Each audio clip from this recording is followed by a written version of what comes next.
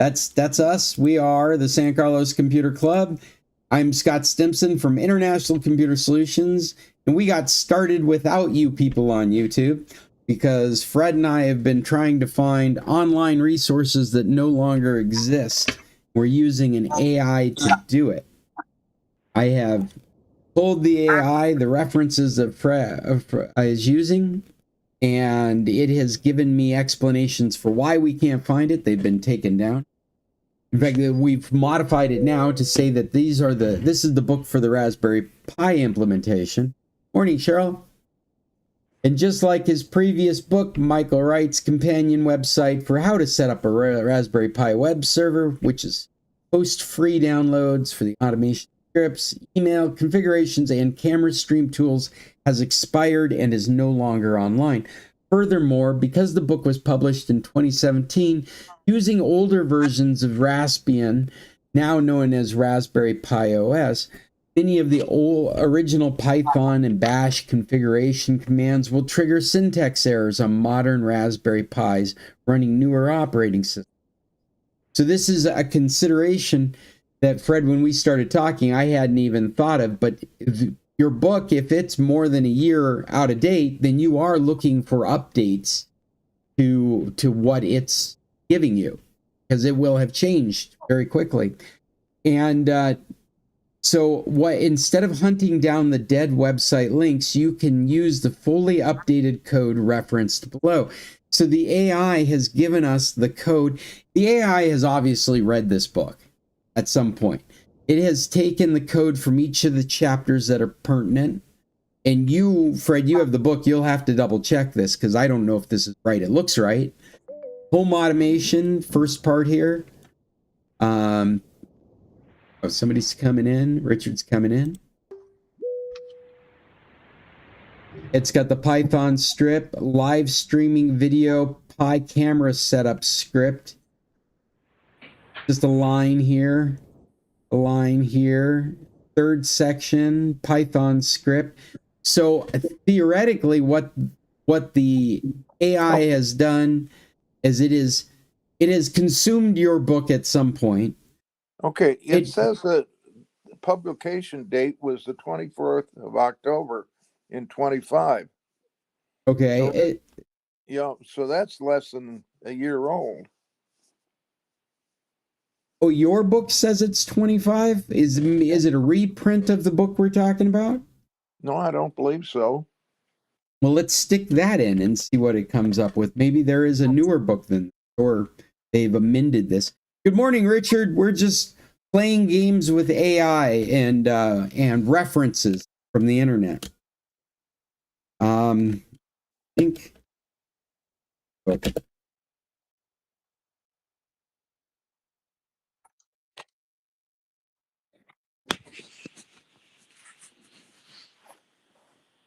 Look at that.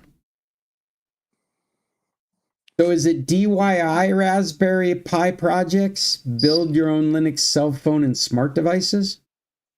Well, it starts off how to set up a secure Linux web server on a Raspberry Pi. That's the title of it. Yeah, and then it goes a DIY or DIY step-by-step guide to https/SSL.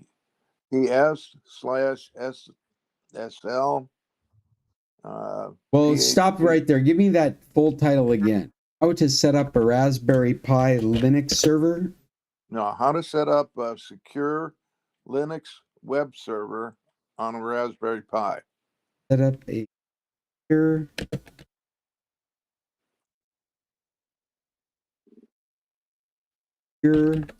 Linux.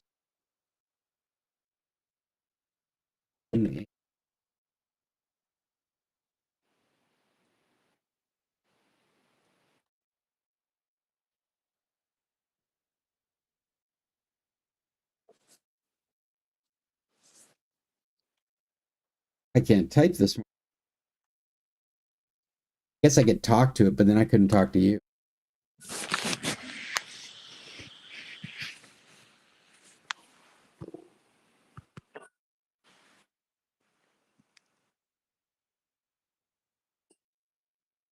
I wonder what this means. DYI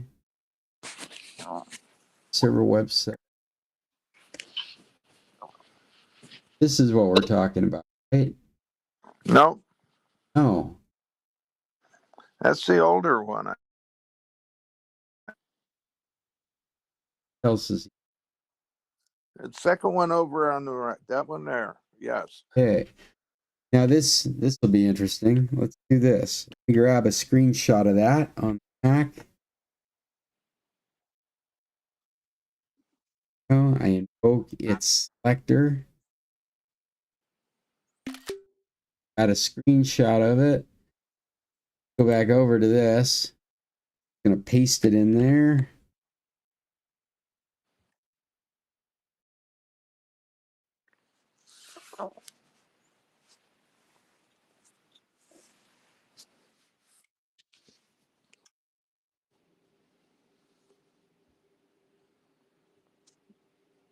AI says he never set up a website for it.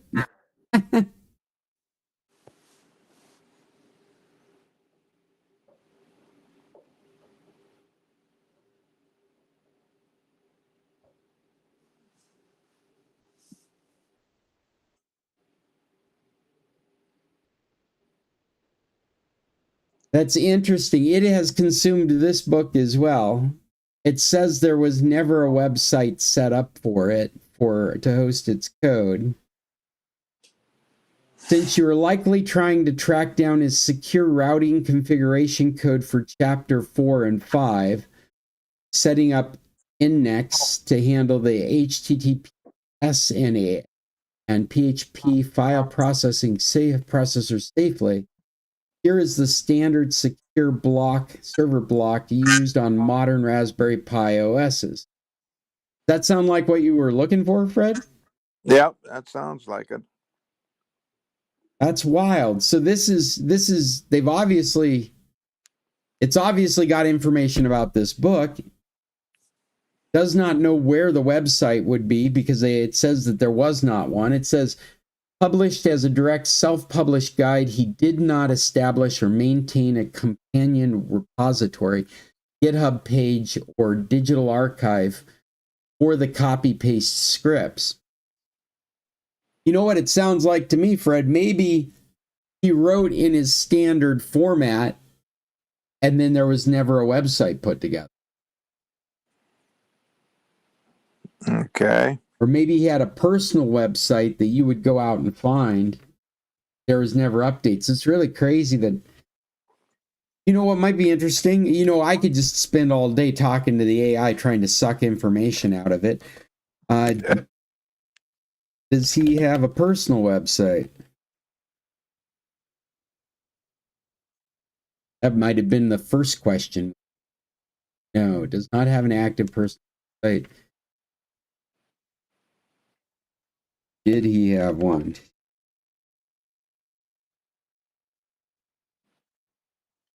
Would archive.org have it?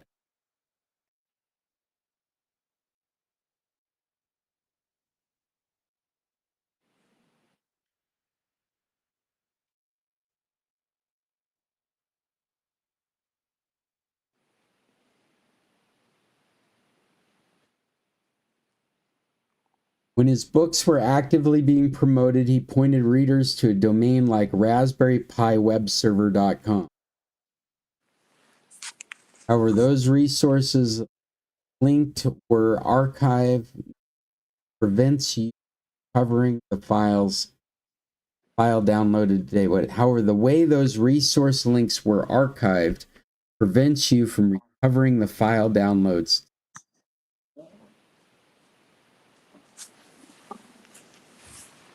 Plug his old domain name, the Wayback Machine. You'll find historic calendars, layouts, home, but the underlying file downloads are broken.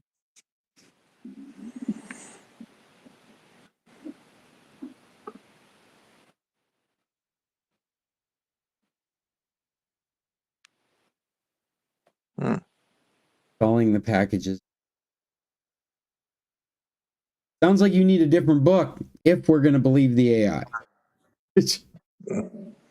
Okay. Well, That's it's wild that you would have a book that is that recent that would be, yeah.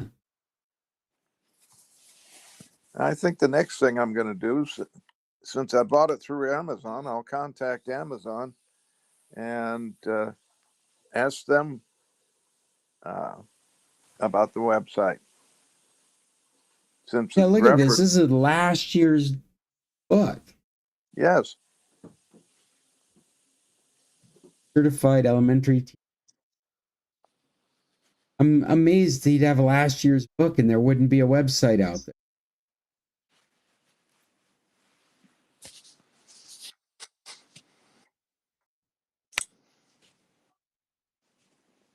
Especially with such a collection of books out there.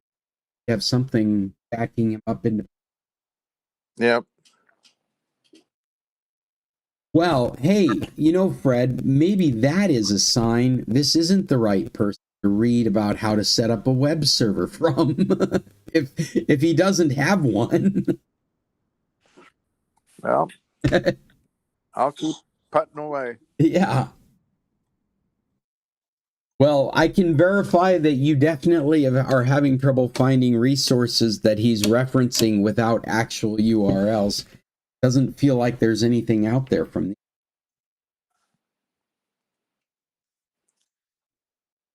Welcome.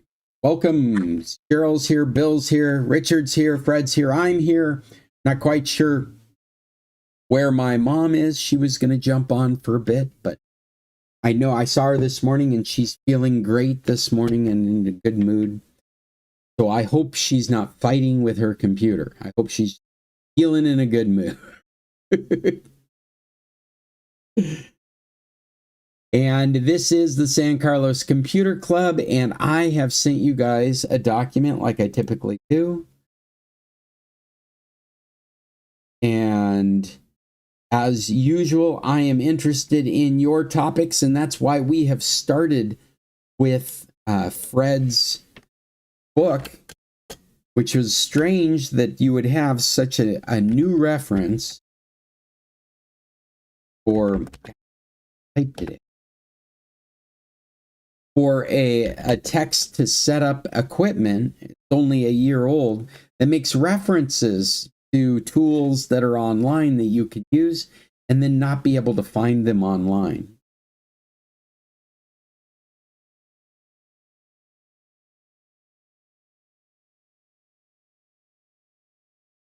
I am curious, Cheryl, did you bring any topics? Richard, did you bring any topics? Actually, Bill, who has left the meeting but has not really left the meeting. Wave, Billy. Bill? What? Like Yeah. Elvis. What about it? He has not left the building. Anyways, Bill has a story. Are you going to tell them? Please. Oh, yeah. It's sort of technology. Here. Well, why am I hanging on to this? There you go. Okay. Anyway, my daughter is out on Vancouver Island, sort of remotely, so she borrowed my Starlink system to use. Like she works online a lot, and it was working fine. The count was all there, and then yesterday she gets a hold of me and she says, "The is the clouds affect the Starlink?" I said, "No, only obstructions." And so I started giving her. She says, "Well, it's getting wonky. It goes in and out." And I said, "Well, are there trees? Are you got a clear view of the sky?" She says, "Well, no, there's trees all around." So I gave her some suggestions on checking for obstructions, whatever, the standard Starlink stuff. And it went quiet like all yesterday evening. She didn't say anything. So this morning I got a hold of her and said, "Did you get it working?" She says, "Oh, yes." She said, "I had it plugged into a switched outlet. So, and we were turning it off and on every once in a while."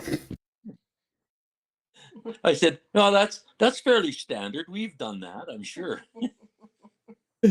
Anyway, that's my technology story for the day. That's funny, Bill. And you know what? I just had that same experience myself in a different capacity. I have set up wonder if I can connect to I have set up those garden lights around the bed and breakfast. You know, the LEDs that hang and dangle and find them. So we've added them to the property. I bought 2 strains of 200 feet of these lights, and they wrap around the property. No, these are one electrical outlet, not solar. Yeah, they're electrical. You plug them in. Actually, it's kind of nice. They come with a remote control, and they have their own transformer at the head of the cable. And you can change colors and make them blinky. No. These are the golden amber lights that look like bulbs but are actually LEDs. Right. We had some of them. You see them hanging like dingleberries in restaurants around town and stuff like that, right? Exactly. They traipse them across areas. And so I've run them along the fence line, and then we have a patio area, and I've draped them across in front of the patio area. But I essentially did the same thing your daughter did. Yes. I had plugged them into a switched outlet without knowing it. And the other day I was racking my brain trying to figure out, I mean, I've run 200 feet of these lines with hooks. They're all over the place, and I can't get the damn thing to turn on. I'm like, they're brand new. I'm gonna have to send these back to Amazon. I gotta collect them and send them back to Amazon. No, I'm assuming that they worked when you first strung them out. Everything worked great. And then they quit working, damn it. And to be fair, it's an outside outlet that we never turn off. Just somebody accidentally bumped the switch. Yeah, there you go. Anyway, so I'm not even thinking about switched outlet. I mean, it's always on. It's always been on. Yeah.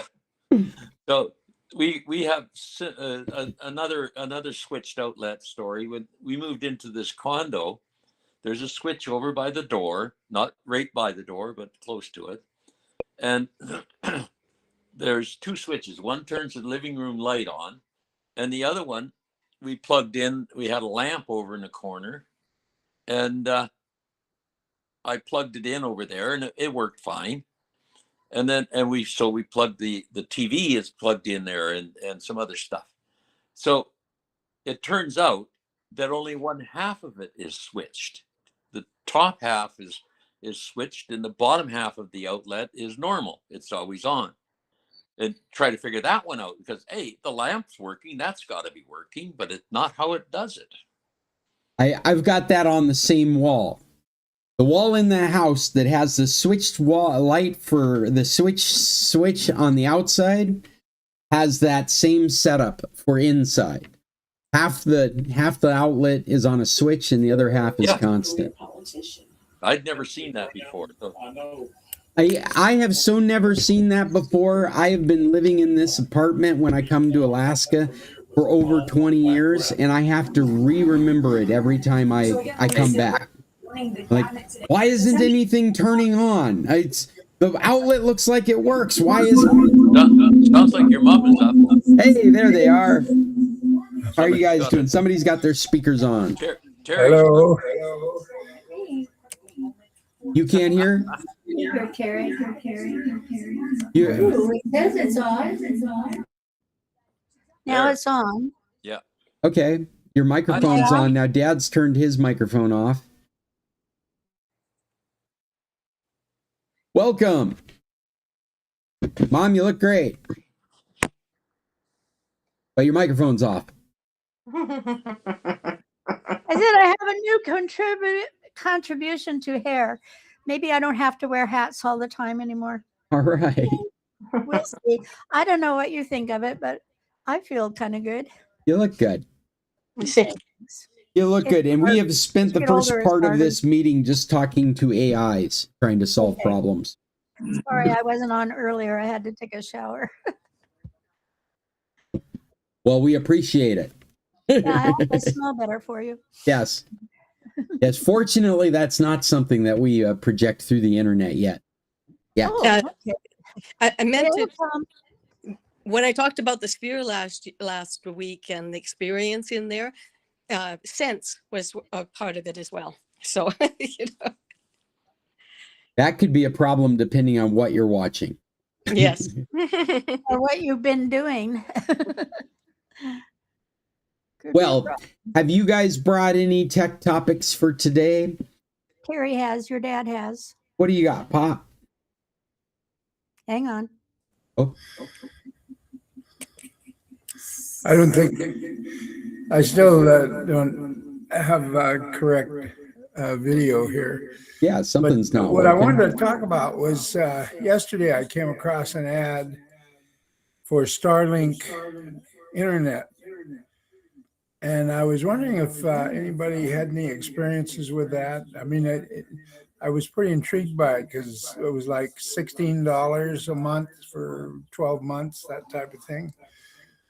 That how And, cheap it's gotten for So I was Starlink? trying to think of something that we could use here and also down in Arizona. I wondered if something like that might work. Well, you know, Bill and Cheryl have a portable router that they've been using. Okay. We have. Why am I? Yeah, Pop, for some reason your speakers are echoing out at us. If you had headsets, that wouldn't happen. But you may have to just mute your There. microphone in between. Go He's ahead, gone. Bill. Okay. We bought a Starlink Mini in Mexico at Home Depot, as a matter of fact, and set it up down in Mexico, and it works perfectly fine. I'm not sure. We use the 300 megabytes. If I'm doing this right, it should be on my screen right now. 300 megabytes for $80 a month. Or that's US. I'm looking at US Star. Yeah, that's fine. It was 300 megabits roaming, so we use the roaming system, unlimited data, and we can move it anywhere we want. Get unlimited low-speed data after using your roaming data. So up to 300 plus reliable connectivity for regular travelers with multiple trips a month. Get unlimited low-speed data after using your roaming data. So you've got three, like you're describing, Bill. 300 gigabytes. Ours has unlimited data. Yeah, this has unlimited data, but it slows it down after 300 gig. No, that's No. the next level up. Next level up, then. Oh, okay. Get up to 300 megabytes. And it doesn't choke down. And it's unlimited. Yes. Yeah. Okay. Okay. Now So that's 175. If you're looking at my screen, that's $175 a month. Yeah. That in real money. 2,500 pesos. 2,500 pesos is what it was costing us. Okay, so that's 20 to 1. Yeah. So that is actually cheaper than. Yeah, well, we found that when I looked around, the packages in Mexico were cheaper than US or Canada. And then you're using it in Canada right now as a roamer. Yeah, my daughter has it out on a remote island, basically, with a switched outlet, mind you. But and it's working just fine for her. And she needs reliable internet because she's office manager for an online school, basically. You know what's cool about that device is that they have dash mounts for them, so you can put them in your car. We tried it. You tried it? Yeah, dash mounts, like they're two pieces of plastic with suction cups on it. Yeah. And we just attached it on the inside to the sunroof, so it's pointing straight up. And we tried it on the dash. You don't get as much connection as you do pointing straight up. But it still does work. But then the only cable you use is power to your cigarette lighter or your USB charger. But there's a caveat there. You have to have an upgraded outlet. The regular USB outlets won't drive it. It's not enough power. You have to buy one that I bought it off Amazon for $12 or something. Okay. that it gives you enough power I forget what it is. Yeah, but it's one of those voltage transducer, whatever it is. Yeah, exactly. It's a step up. It ups the current that's available to. Exactly. It's not a And then- standard cell charger. It's a higher wattage device. Yes. So I had a choice. Like the vehicle we have had 120 volt or 110 volt system in it. Oh, you could just plug it in like you'd plug it into the wall of your You house. plug it in like you plug it in at home, but it had our truck, our Ridgeline Honda, and the outlets in the back of the box. So we have since then bought a different vehicle, and it has an outlet inside. So I could have used that, but really, the only thing I needed extra was that up voltage adapter and just a USB to their power plug on the machine, and it works. Yeah, essentially, you could think of that as all the same thing, right? I mean, it's the cable in the.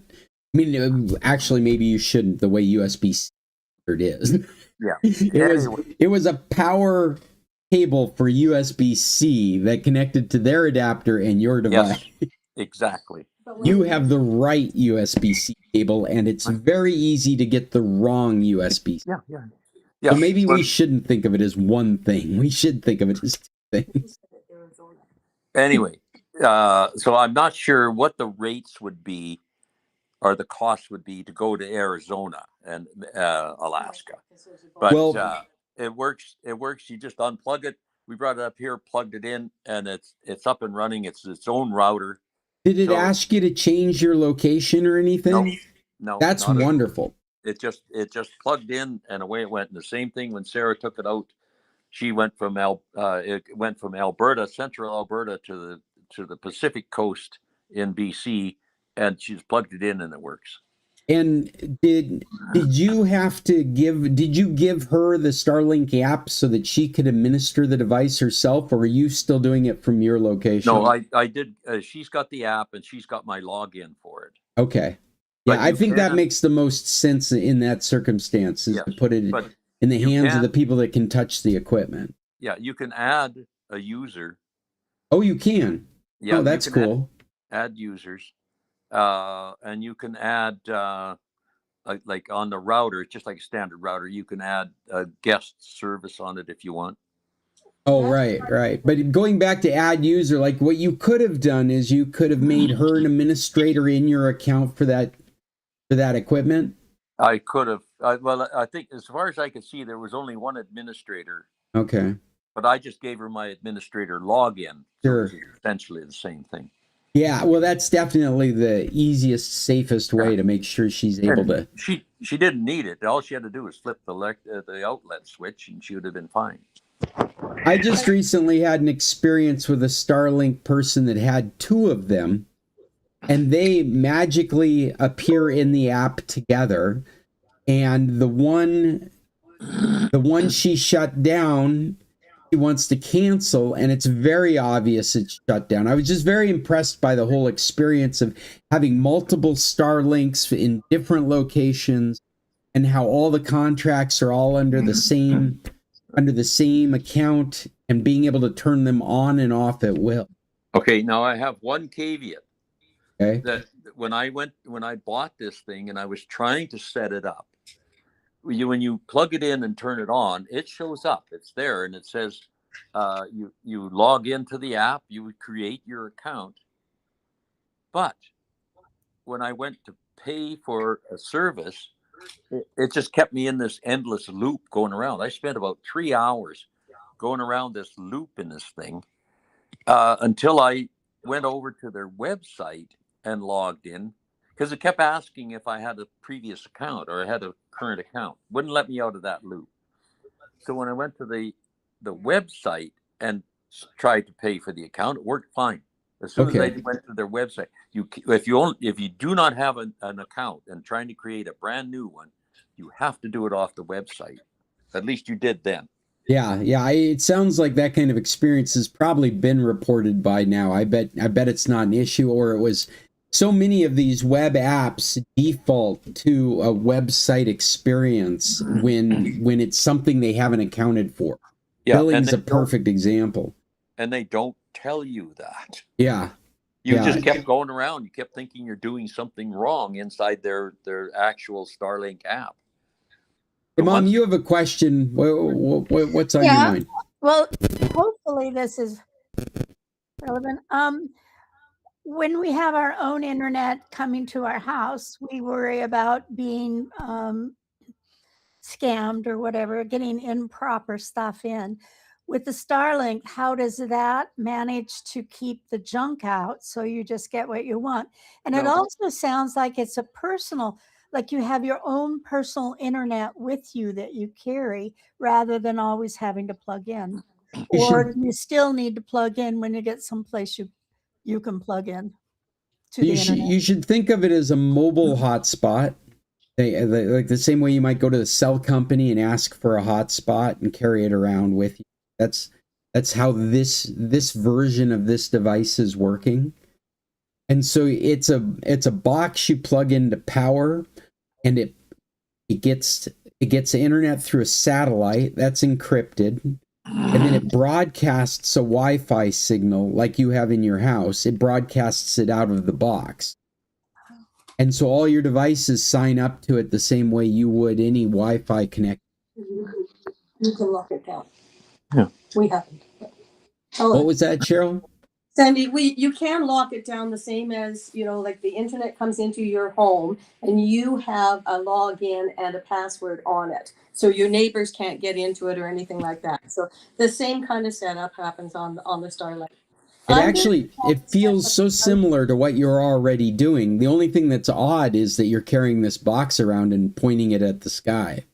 The one thing I would say, though, is like there's a difference between roam packages and a home package. That price that Terry had heard, like $16 a month, that only kind of compares to what we did when we put it on pause, like on emergency use only or something. What do they call the plan? Like, it's suspended usage. Like a suspended usage kind of thing. We could plug it in, we could use it like in an emergency type thing, but we would only have a slow speed and a limited amount kind of thing. So here is what Starlink is currently advertising for residential plans. All right, I have another question on this. Can you hear me? Okay, but the distinction between the roaming and the residential are great price differences or great service differences. So, like in residential, you can have up to 100 megabits a second, which is very reasonable for 1, 2, 4 people. It's a very reasonable speed in San Carlos for $55 a month, but you are expected to use it in that home. You're not expected to move it around.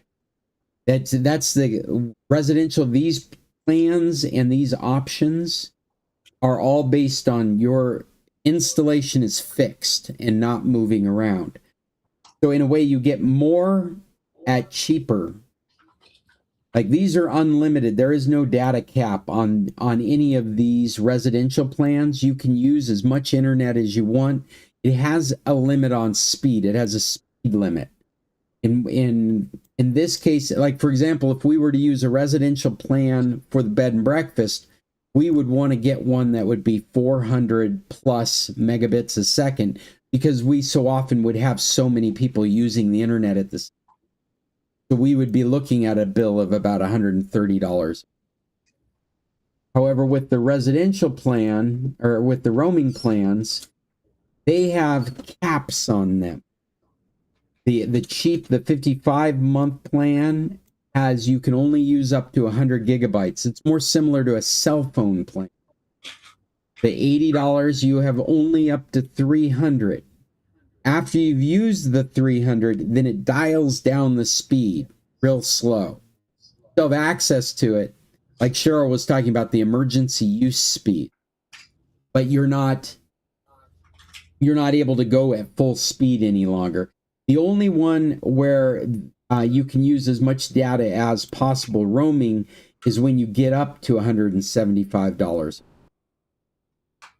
You cannot go as fast as the residential plan. I think that's probably a hardware restriction. When you have a residential plan, you have residential equipment, you have a fixed disk, and you have a separate piece of equipment for your network. And so those pieces of equipment don't interfere with each other.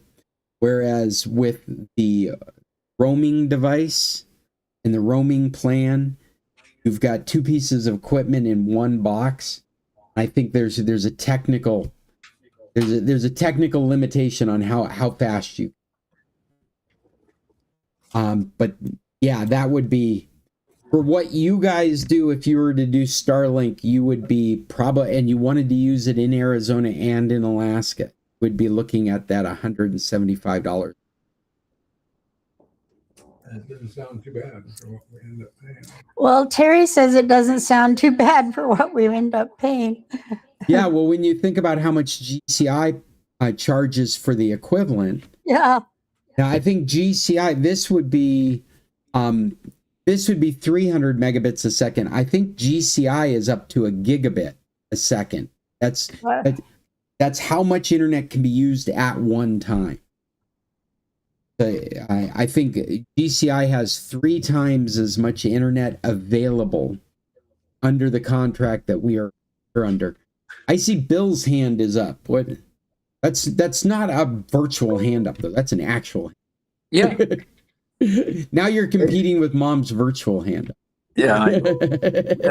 There's the other restriction is you have to have a reasonably clear view of the sky.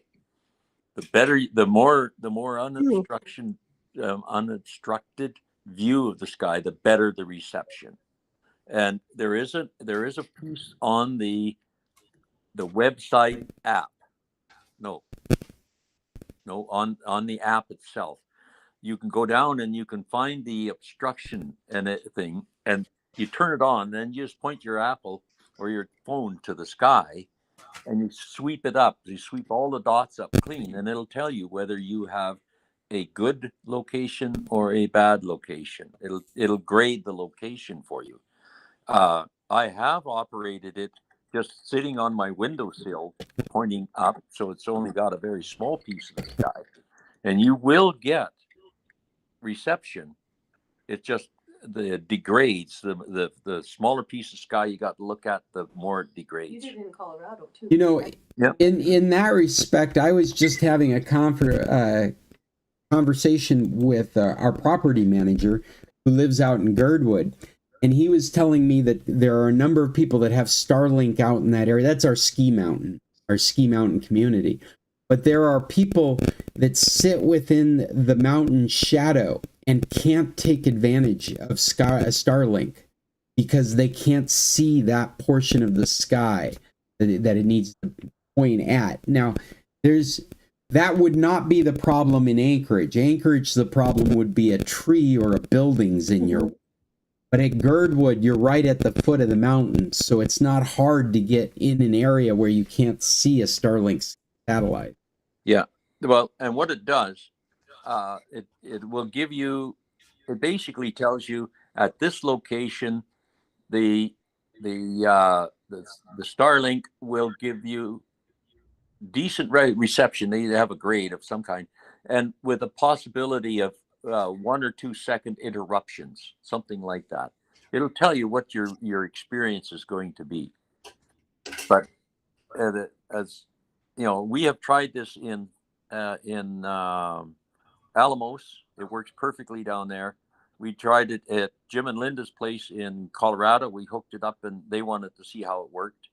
And it's worked here. It's worked in our truck driving around.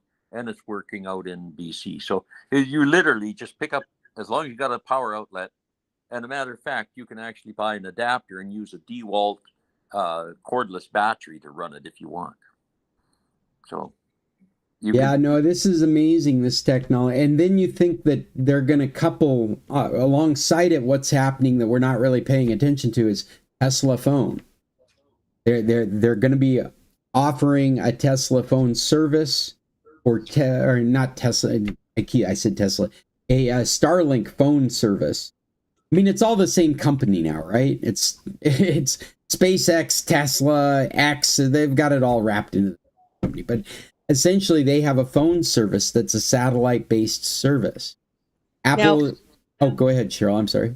On that point, our daughter, when we first offered the Starlink, she said, "I won't touch it. It's owned by Musk." Excuse me. But anyway, so she researched and found another company, a Canadian company that is doing a very similar, maybe haven't got all the kinks out of it yet, but there are alternatives coming to one company. And Amazon, I don't know if that's any better, but they have their own system as well. That's nothing is as robust as Starlink right now. Starlink is in the pockets of the U.S. government. They've got their contracts with SpaceX, NASA. They are deeply woven in the fabric of our community right now. So no matter how much you hate Elon Musk, there isn't an offer like this right now. There's nothing that's acting like this right now with this kind of coverage, this kind of pricing. And it's kind of funny to think about his satellites fall out of this orbit and burn up every 5 years. So there's ample room for competition to take over that role in the future. But at this moment in time, there isn't another offering. And you know, we have Shaw, which is now owned by Rogers, which is a big communication company in Canada, for our internet in our home. And we have more issues with it failing and being up, and it's 175 Canadian a month. It's ridiculous. And I'm trying to see if we couldn't just use our Starlink. But hey, I got one more question about the actual equipment. Is there an Ethernet port off of the device? Yes. So if I wanted to plug it into my mesh network and roll off my mesh network, that Yeah, works. we did that. I've done that. I did that in Alamos because of the hacienda is so wide spread out that I had my three meshes working there. They worked just fine. And so what you physically did was rolled out on the ground a cable of Ethernet and plugged it in, and then brought it into the house and plugged it into your mesh network? No, I had one mesh, the master sitting right beside the Starlink. I put it in a plastic bag, so okay, all right. But it was just sitting right beside it, and it broadcast two ways: once over to the bedroom and once into the kitchen. Well, and that's a great way to deal with a U-shaped hacienda, is to keep it separate like that. With 24-inch walls. Yeah. But as far as weathering, I would probably more be interested in rolling a cable of Ethernet, so I wouldn't have to leave my equipment in a bag. In San Carlos, and even in Alamos, you probably feel much more comfortable than you would doing something like that in Alaska or Canada. I guess so, yeah. Yeah, well, when you think about like snow and rain and ice and Hey, that's now you're stereotyping. Cheryl leaving? Mom, you have your hand up. What did you want to say? Well, it's a real personal kind of question. When you're watching movies or something that's been canned, we call it canned because we lived on an 8-ack and that's how we got our TV. Anyway, does it go slower? I mean, will you find that your movies are dragging? No. And dragging? No, not really. You're running at 300 megabits. I mean, that's more than adequate to run a movie. More consistent and better performance than what we cable. have on our cable internet. How about all the commercials? Is there any way of... Oh, it's no different. That's it's internet. Yeah, that would be your streaming service and whatever you're watching. That wouldn't be the internet. So if you are at your house with internet coming in and a Starlink, what confusion would there be? None. Oh. It's just it's just like sitting in a spot where you have two different internet connectors available, the routers available, you just pick one. You'd only connect to one at Yeah, a you time. only connect one at a time. Your experience would be no different than the experience you have connecting to a cafe internet or Yes. a friend's house or your own house. That all feels exactly the same. And the only difference is you put this piece of equipment outside to face the sky. After you've turned it on, you're just connecting it like you would any Wi-Fi connector.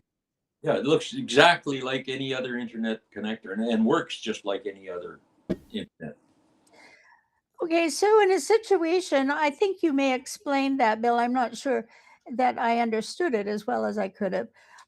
You can actually go from one TV to the next in your house. So you could, if you wanted to have the same channel, like we have 4 rooms we wander in and out of, and we have TVs in there. And we some days like to have it all connected, so we can go have the same show on all 4. So we can get some work done. Sandy, it's turn the mic on. It is on. Oh, Sandy, it's Yeah. no different than your connection that you currently have. You would have your TVs would have to be hooked to that router. Right. Ours is called Starlink, so a very imaginative one. But you would just bring up your TV and you'd look for the internet connections, and there'd be Starlink, and you log into it on each TV, and then they all play the same thing. They're all hooked together. It's absolutely no different than your internet that you currently use. Yeah, that's the important thing. I think we're getting bogged down in the nuances of how we use internet versus internet itself. And what it's doing is it's providing you with internet at an ample speed that you can use it the way you've always used internet. So if you run 2 TVs, the speed does become an issue, but we're talking about such high speed that it's very difficult for you to approach a speed where you'd start running into problems. You would, at 300 megabits a second, you would have to be watching 4K movies in like 4 different locations at the same place for them to be bumping into each other, because it's just such an amount of internet that's available. Okay, well, thank you very much. Do you have any more questions, Sherry? Where did Bill say you went to buy it? Where did you buy yours, Bill? In Mexico at the Home Depot in Guaymas. No, is it Guaymas we want it? Yeah, we bought it in Guaymas. Yeah. Okay. We bought it in Guaymas, And and then we you took just- it down to Alamos and set it up there, but we had to set it up as a roaming. We didn't want a set location. You guys are so brave. No, the cost wasn't all that bad either. It was the Starlink itself was $200. 400 Canadian. Anyway, yeah. And It it's was- it's an experience. You just walk into a Home Depot in Mexico, looks like any other Home Depot, and I showed him. I said Starlink, and he just pointed to the display about 5 feet away from us, and there was a Starlink Mini. You pick it up and you go over and you scan the barcode, and away you go. You're done. It is And so we had- easy and available. We Oh, had God. 90 I'm always days. afraid of the easy things because I can really mix them up. But Sandy, we had 90 days, no problem. If it wasn't what we were looking for, bring it back and That we'll was a totally refund the it money. was a Home Depot policy. You could bring it back before 90 days. 60 and get days? full It was either refund. 60 days or 90 days, but it was 60 enough maybe. time for us to feel confident. And we said it's a full refund, right? Yep. And we had all that explained. And it was a special price at the time, like 3,999 pesos, if I'm thinking right, or something. Yeah, it was a very easy process and very pleasant when we got to Alamos, because now we've got consistent internet. Fabulous. Thank you for your information. I Oh, you're appreciate welcome. it. And we're sure going to look into it. Sounds great. So what you want to do is get your son to look into it, and when he gets back to San Carlos, to look at the price and pick one up for you and bring it up there. Yeah, but it's Alaska and Arizona you're thinking of using Yeah, it, right? Yeah. Doesn't Yeah, matter. it should work. We should look in Home Depot here in Alaska to see if they've got it Yeah. available. And I bet the savings would only be a few dollars. I mean, it is cheaper. It has been cheaper. Our economies have been such that it's cheaper in Mexico for all these things. But it's questionable whether it's worth the savings if it's right here versus, it's a problem getting it. I have one more question. Can you return it to any Home Depot in the United States or in Canada, or does it have to go back to Mexico? Yeah, if you were to buy it in Mexico, you would have to bring it back to Mexico Home Depot. And that's kind of the way I'm thinking about it. For you to get your hands on it, it's more complicated. To return it, if there's a problem, it's more complicated. And so if there isn't a dramatic change in price, then it would make more sense to get it locally, or whatever you consider local. Yeah, and when we asked about that, it was we could take it to the Navajoa one. So it was within Mexico, the Home Depot. Yeah, Home Depot in Mexico seems to follow the same kind of policies Home Depot in the United States does. I'm assuming they do the same thing in Canada, the same policies, but they are geographic regions, and so they don't honor it across the borders. Okay. Yeah, Bill just corrected me. It was Obregon that we could have taken it to. Yeah. Well, thank you very much for this discussion. You probably have had some like them that we've missed, but it's been very helpful. Thank you. Well, and it's always good I got to look up the information again, see what the pricing is at, and hear Bill and Cheryl's experience with it now after they've had some months with it. And I love the story that you've given it to your daughter to go work somewhere completely isolated and away from where you've been using it and having total success with it. All of that has to fit into that price tag of $175 a month after you've bought the original equipment. The problem with the roaming, if you don't knuckle under and pay that monthly, is that you're subject to a constraint in how much you can use it. So and the Cunninghams have been looking at it too. I think a couple of weeks ago, maybe Jim brought it up again, but they're looking at it, and they like to go camping, and they sometimes don't even have cellular, but Bill, this would give them. They use the app. You don't even have to have an account or anything. You go on to that Starlink app and you can check your sky, check your location. Yeah. Yeah, well, and the camping, again, we are just moments away from having cell service through these satellites. And we're going to see Starlink starting to sell bundled services. If you're a Starlink customer, then use our cell service for an additional $10 a month. Things like that are about to start. But 180 would be the ability to move it between your different locations and use it. 55 is reasonable for like 1 to 4 people, like a small family, $55 a month, and you're not leaving the area. You've installed it physically to stay in a certain location. More than 4 people in your family, you probably want to pay $80 or more. Just to give you this is just a spectrum of how the pricing works in Starlink. And Bill's got his hand up, but it says Cheryl. You look so cute, Cheryl. That's why I keep her around. No, the other thing is you can switch plans anytime you want, and they prorate things. Yeah. Hey, could you switch to a resident plan from your roaming plan? Yes. That's wild. As far as I know, I never even considered it, but in Alamos. Yeah, we set it, and then we found that it knocked it down too soon, but we were trying it on everything. right. Yeah. But as far as I remember, you can switch anytime you want, and they just adjust the price. That's interesting.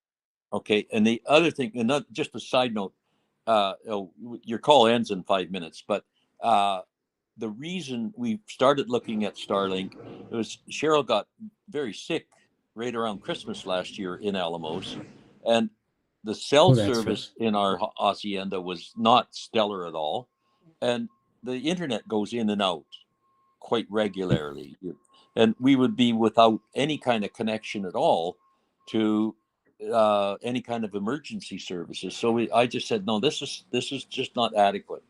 We are going to look at Starlink, and it's very reliable. In Alamos, I don't know if we've ever had it even slow down.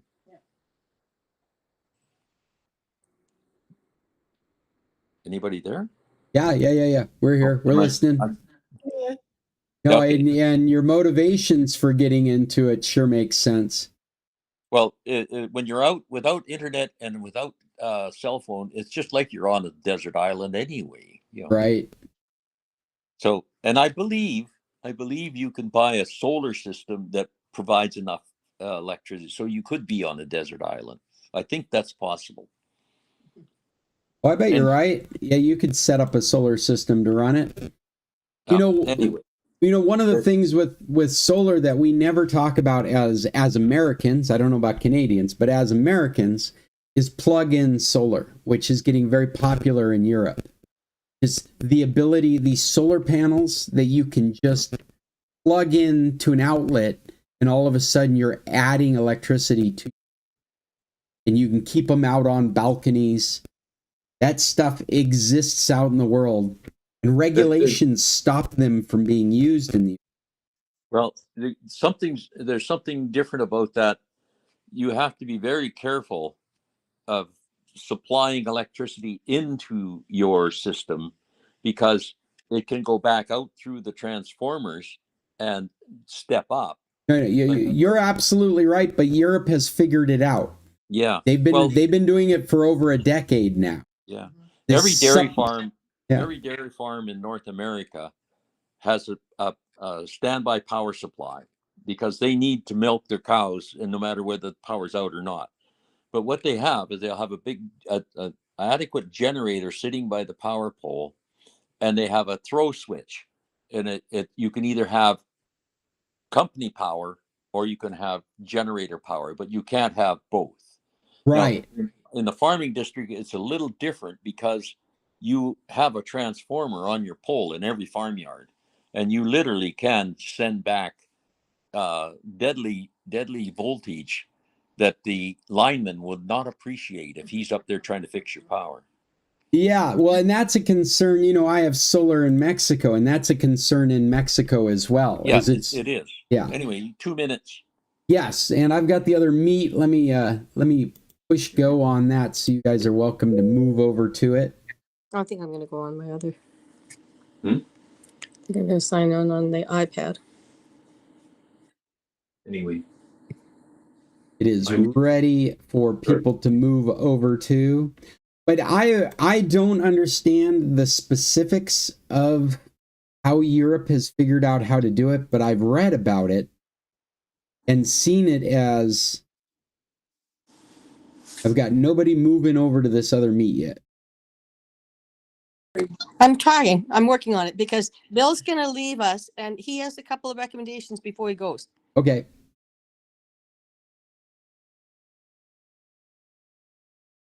Well, and I'll shut up and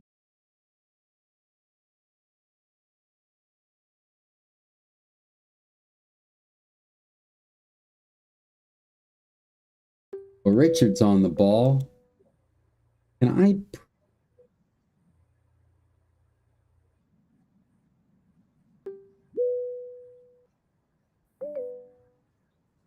Well, it's slowly opening. Are we on? Yeah. Taking a moment. Google, every week they've got something working different. Okay. We got everybody? I think we got. Before I go, there was two recommendations. The amount of TV I watch is pretty minimal, but we started watching Ted Lasso, which is hilarious. Yeah. Anyway, and the other one was that website I sent you, Scott, the other day, about explaining the differences in electronic we've cheap. been so involved in these topics. That's the first one on my list. Okay, that's what I wanted. So you just fire that one up. I love Yeah, that. I actually, I mean, I appreciate the callback because I think we've reached a point where we've done the Starlink. The solar was a side topic, but I am really interested in European solar because the way it's described, you could go out to like a Fred Meyer's and buy a solar panel that plugs right into your outlet and supplements the electricity in your house, dropping your electric bill. I don't know how it works, but it's been going on for over a decade now. So it's proven itself in the market, and it's right now it's regulations in the United States that is stopping that kind of solar from coming in. But it sure makes so much sense to have. But what Bill is referring to is one of the first topics that I've put on here for discussion. And it's this fun video that's been released on Facebook that seen a blue USB port I sitting don't think right you next guys to a are gonna black be able to one hear what and I'm assumed saying. the Let's colors see were here. just a design choice. They're not. Every color means something, and once you know what, you'll stop plugging things into the wrong port. And this video is exactly about that. Let's go back to the beginning. White ports are USB 1.0 and 1.1. We're not going to go through the whole video, but I think you get a sense of how helpful if you've this ever would seen a white be USB port, you for were looking just at a knowing what's genuinely going on old with computer. USB. Before USB, plugging anything Yeah, into yeah, a we computer can't hear was a it, mess. but yeah, Your they're printer had explaining one very, type of very, port. Your very mouse had a clearly different one. what the Your different, keyboard, the something else history again. of the different Every device came plugins with and its all own the different connector, things and its what they own were port, doing and how the and the back USBs of a look computer now. looked like a puzzle. I found it interesting that it's color coded. I never knew that. The standard is color coded and has been as they've incremented it. But the people making the standard have had some crazy things that they've done, like rebranding and renaming ports as we've gone into the future. They've had USB 3, and then they had USB 3.1, and then they had USB 3.1 Gen 1, and then they had USB 3.1 Gen 2. And they've gone back and rebranded USB 1 to be USB 1 Gen 2 and USB 1 Gen 2 to be rebranded USB 3.2, something like that. It's convoluted. Some of it's should have been very straightforward. There is a color code that is set as the standard. The problem is manufacturers don't always follow the standard. This is really nice, though. When you find colors on your USB ports and they have followed the standard, it's very helpful.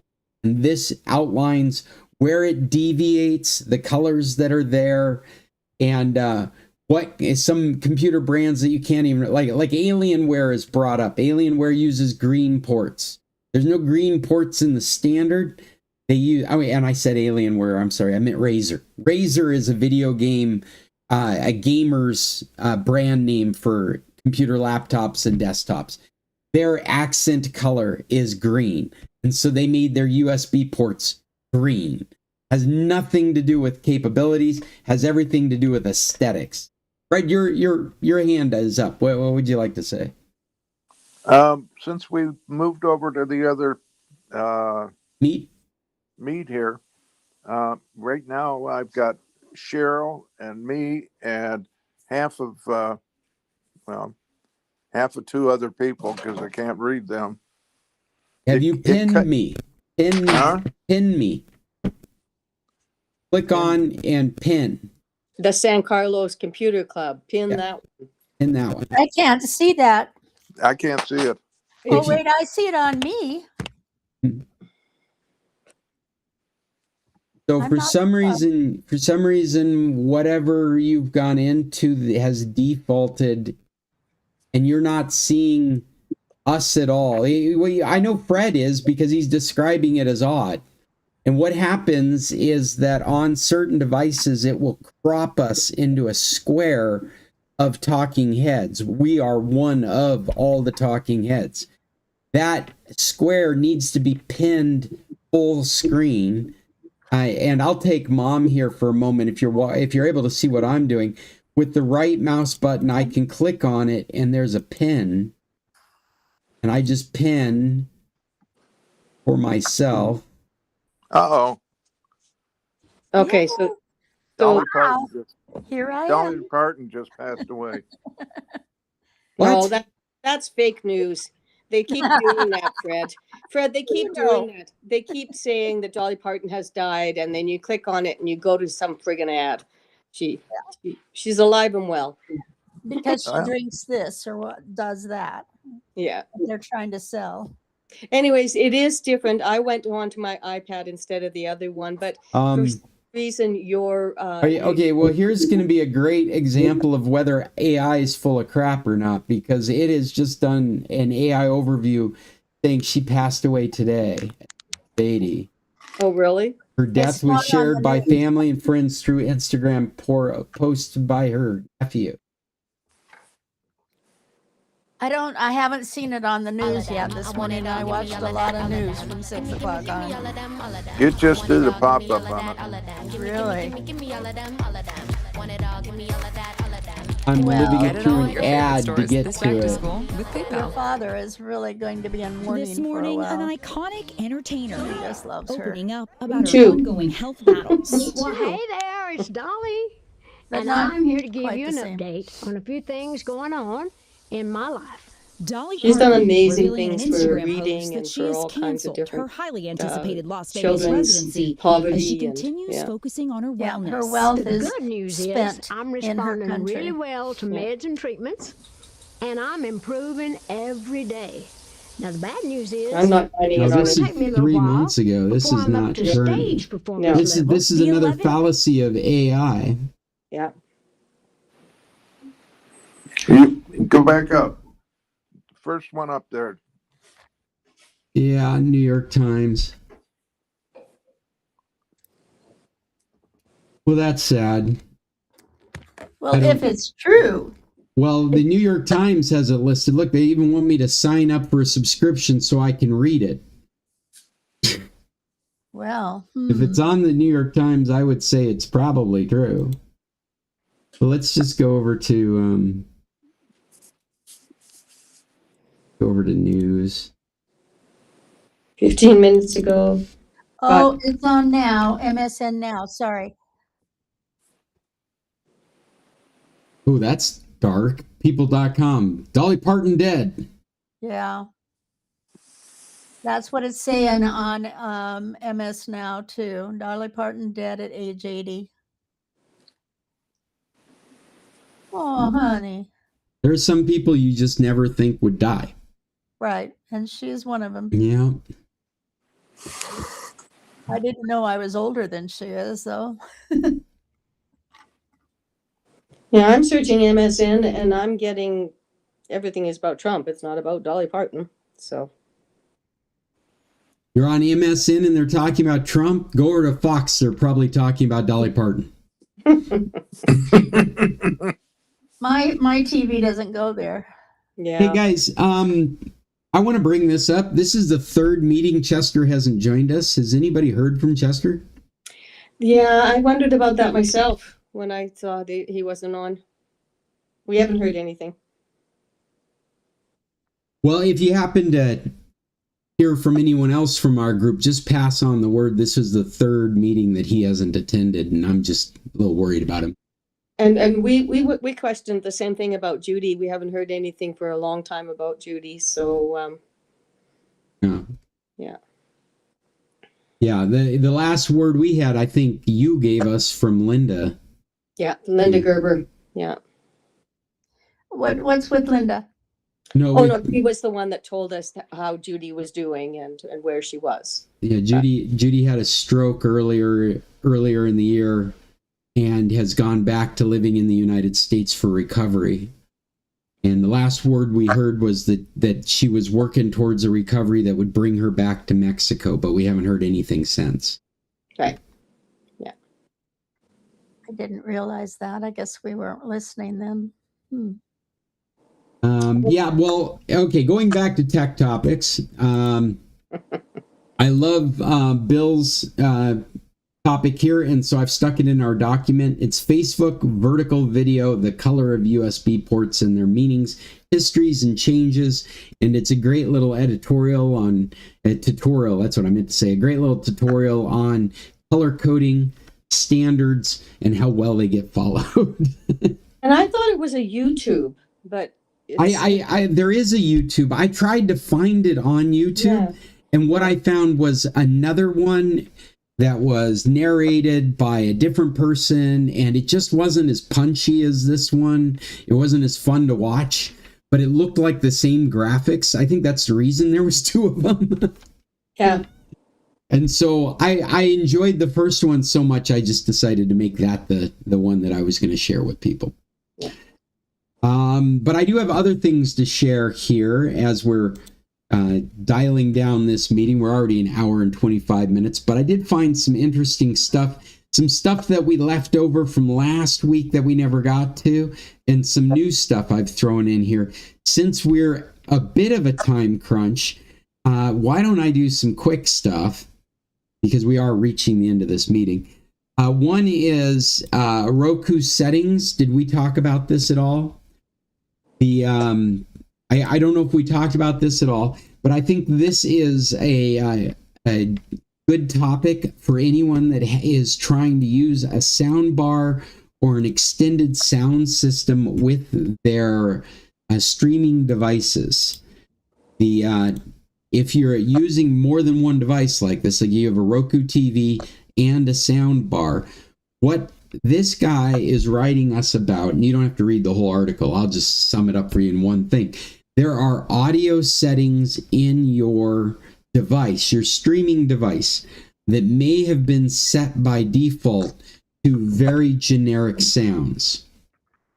There is settings in your Roku or your Fire TV that are called things like virtual surround. They're called volume leveling. What was another one? Volume leveling. There was something about night the speed, the backup kind of. Remember, we had to change it on our Fire TV. I've always had to change in Netflix, in all kinds of things that we do not have that sound surround. Okay, so if you're using a sound bar, and that's what we're talking about, sound bar that supports surround sound, which is very common now. Most sound bars support surround sound, even though it may not be the same as having multiple speakers around the room. The sound bar has been designed to support the surround sound.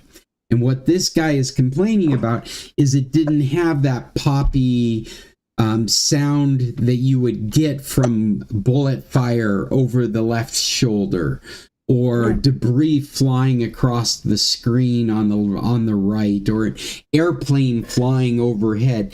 All of it sounded very muffled to him, and all of it didn't sound like it was around the cinema experience. It was all just coming from the front, coming from that sound bar. And so what he's writing to let us know about are settings that you have in your streaming device that may be on their default, and it's diminished the quality of sound because it's forcing all of that sound down into a 2-channel stereo sound, which would be your TV set. If you didn't have a sound bar, if you didn't have a stereo system, what you've got is a TV that has a two-channel stereo sound. And then the capabilities of your TV may be extended. They may have extra speakers in it. But if it does, you're probably not dealing with the sound bars problem. It may end up being the same thing. If your TV has dynamic sound built into it and it doesn't sound very good, it might be that your Fire Stick or your Roku box is just producing stereo sound. In a perfect world, it would recognize what it's doing automatically and adjust accordingly. In this guy's experience, it didn't. It has not set the Roku box has not recognized the sound bar as having support for Dolby sound. And so he's had to go and turn it on, either on auto or on a Dolby in the Roku streaming box. You're telling it not to diminish the sound. You're telling it not to encode it simply as stereo, so that the sound bar will be able to get that robust signal and then reproduce it through the sound bar. And there's a couple of different things that can be causing this in your streaming device. In the Roku, it could be leveling. This is a system of trying to get all your volumes at one level, but what it really does is it flattens out all the sound that comes out of the Roku box. By turning off leveling, you've got a more dynamic range of sound, and it's ready to be picked up by your sound bar or your external stereo system. So, I mean, what we're talking about is a device opening up this range of sound so that another device has more data to work with to reproduce that sound for you. Yeah, I hope that helps explain it.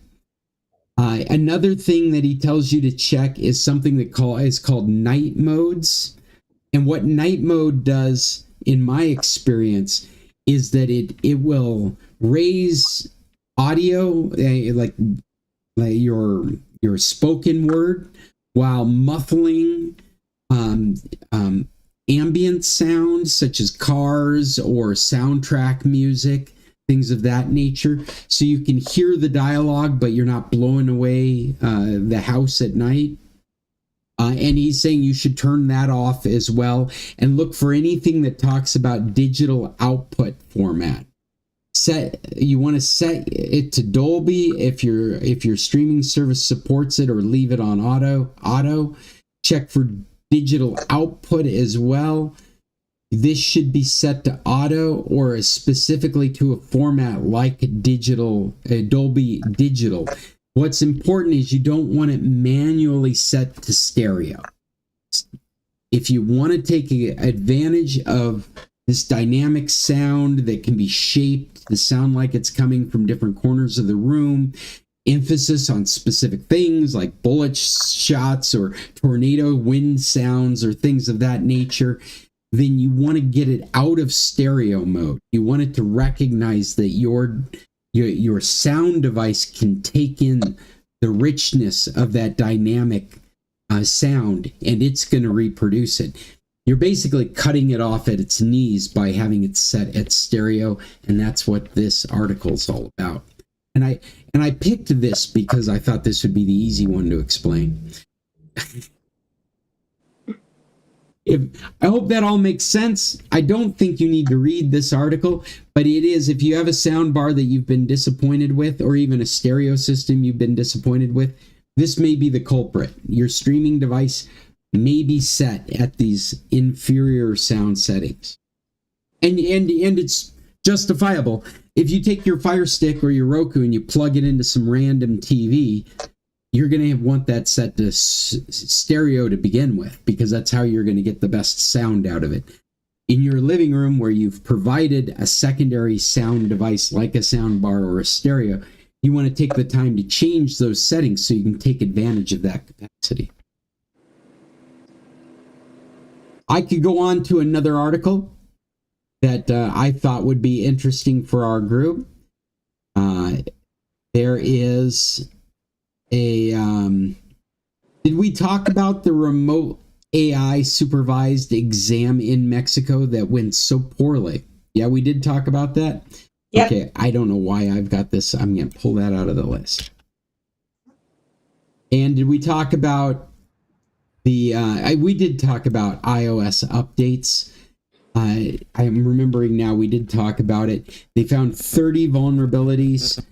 I want to re-emphasize whenever I talk about updates these days, because of AI influence, I have changed my opinion on when you should update. I don't think you should be waiting. I get a feeling that I will change my opinion as we get through this period, this is a period that we're going through. It's got a beginning. It's when AI starts finding security holes, and AI is helping security researchers fix those holes. We are just past the beginning of that. There is a point at which I believe we will be dealing with very few security threats, and it will be because of AI and the way they use AI to find security threats and fix security threats. We will reach an end of this epoch. This is a period of time that we're going through, and I am changing my stance on upgrading, and I'm telling you, you want to upgrade as soon as it's available. It is. These threats are coming out so quickly, and they are available to people with so little knowledge that we are going to see ransomware attacks. We're going to see personal information stolen quicker than we've ever seen before. Where identity theft is going to be just rampant. It's already happening. And the best way for you to keep yourself safe is every time these updates come out, you are applying the updates. And so I am changing my stance from 2 or 3 upgrades behind to be on the cutting edge, because losing your bank account is a much bigger concern now than your computer not starting up. If you adopt this philosophy, what you're saying is maybe the next time my computer's not going to boot, but at least I wasn't at threat of losing my credit card.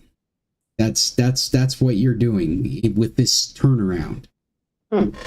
Because these threats are being actively exploited so very quickly, and the physics involved in an exploit being found is always quicker than a fix for the exploit being found. That as soon as the fix is found, you should be applying it. You know, I'm not disagreeing with you on that, Scott, but I think that another facet of this is people need to really look at minimizing their attack surface, by which I mean what kind of information and how much of it you choose to store on your computer, because everybody bought into the model that convenience trumped security. So they wanted to have on their phone every goddamn credit card they have, every password under the sun. Well, and absolutely bulletproof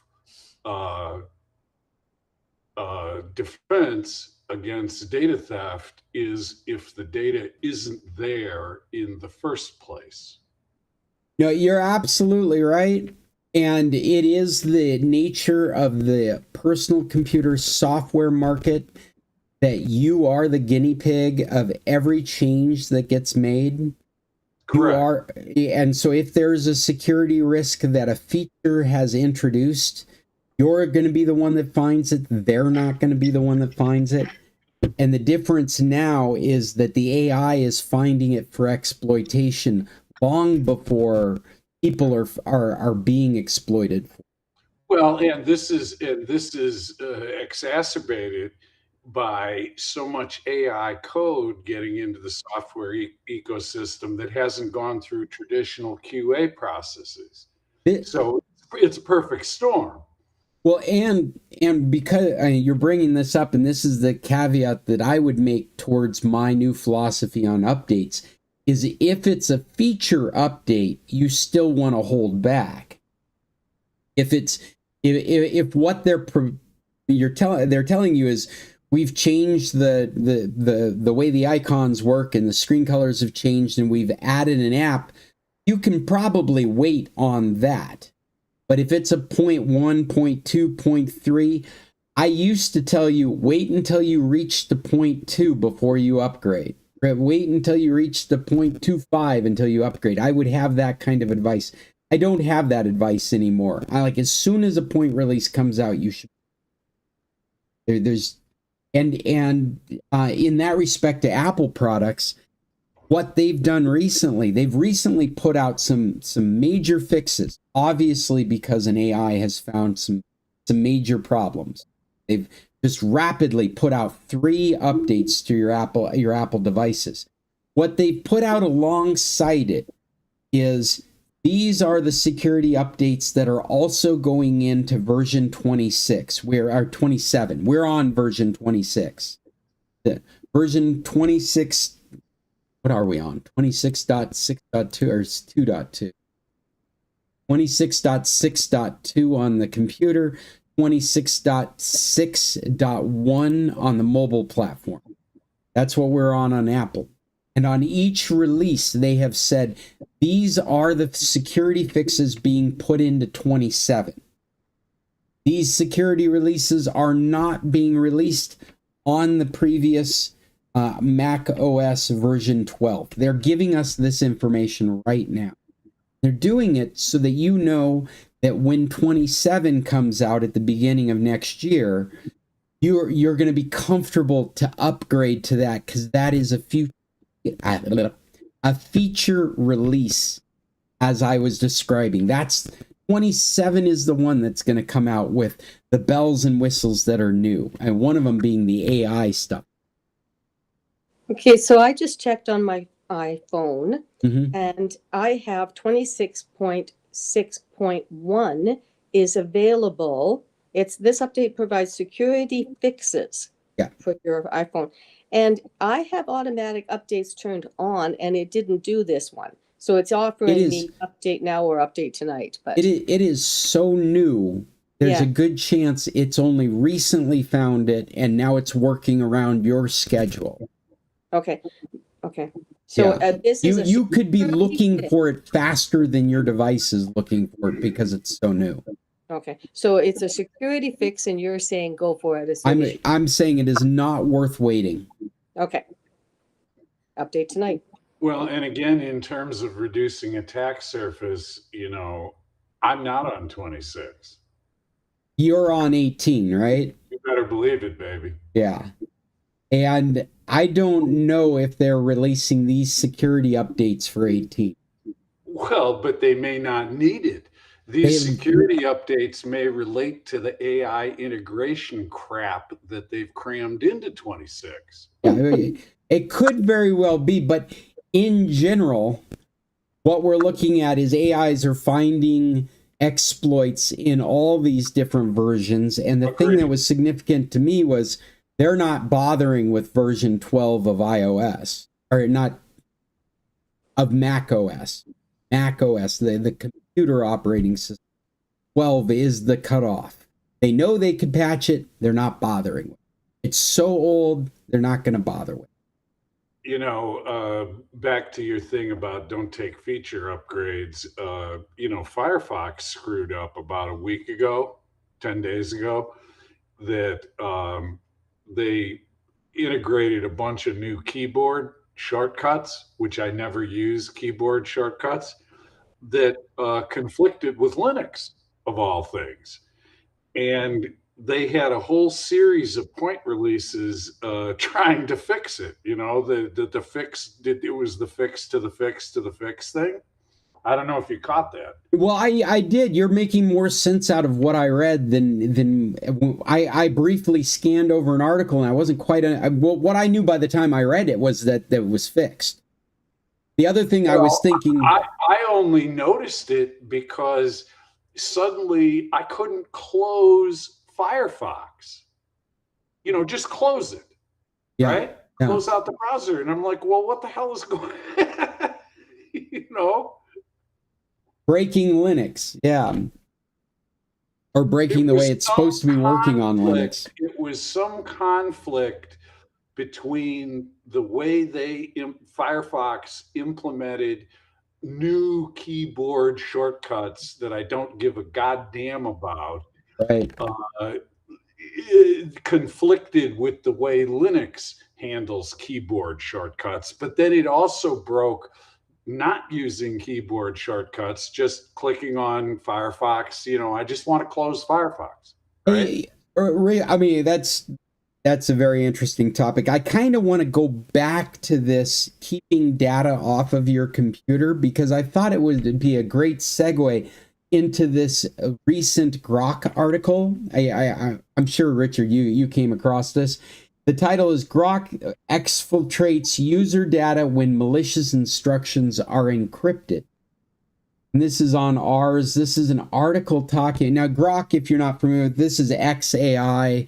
This is what Elon Musk owns. This is his competitor against ChatGPT, his competitor against Gemini and Anthropic's Mythos and Fable and all of their models. It's his kiddie porn generation tool.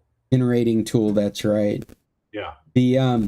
But it's actually it's becoming, this latest version has become endured to AI researchers. They consider it right there up there on the echelon of these other AIs. They had thought it had been passé, that the other, they call them frontier models. Frontier models are the ones that are the latest, been trained on the most horsepower, and are supposed to be the most sophisticated of AIs. And they are holding up Grok as having achieved that level now, whereas they thought that they were over and done. What this article makes very clear is that the guardrails that they're putting on these AIs are still not well thought out. That what this demonstrates is the ability for the AI to be given a malicious instruction to be executed on a computer. Give me 1 second. Talking about malicious instruction.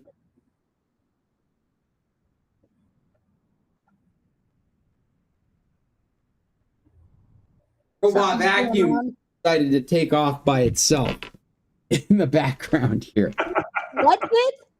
The robot vacuum decided to just take off by itself behind me, making enough noise that I can't hear what's going on.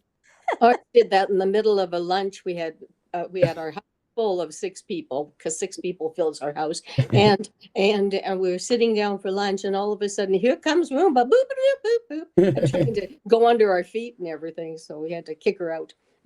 Money well spent. Right. So what this is talking about is how a researcher was able to stick malicious instructions in an AI query and a prompt as encrypted data, telling the prompt how to decrypt the data and convincing it that it's supposed to use the payload.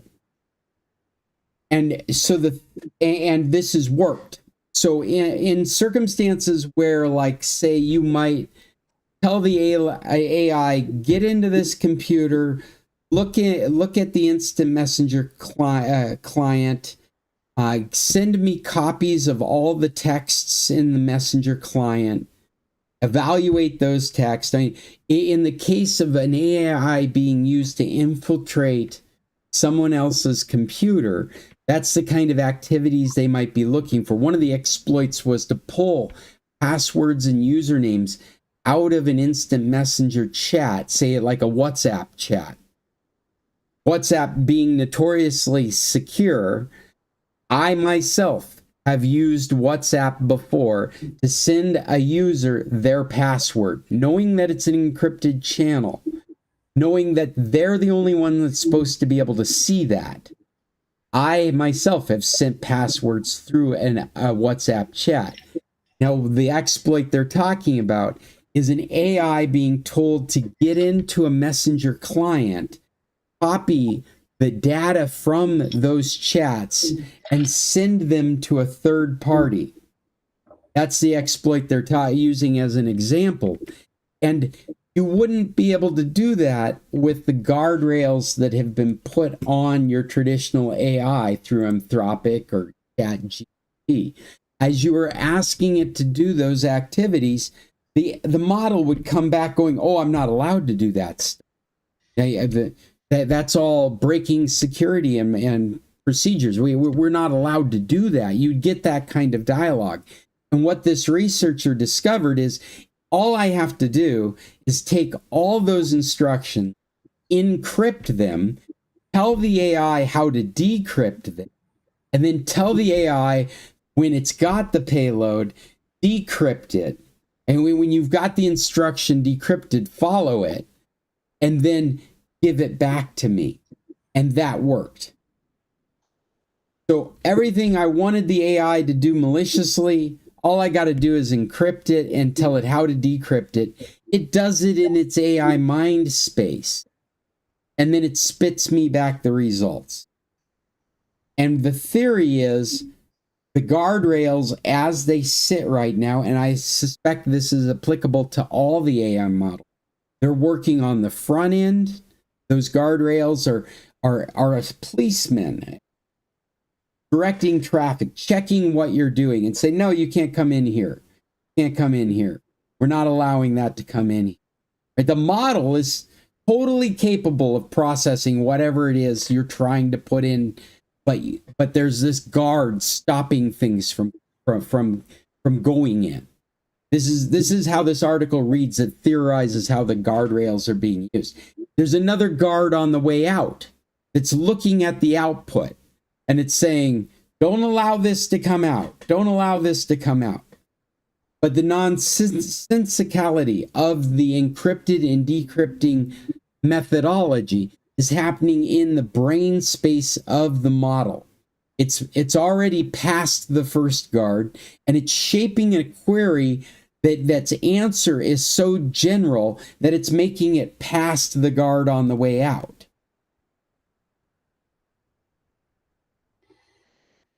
So I would say that there are two takeaways from that.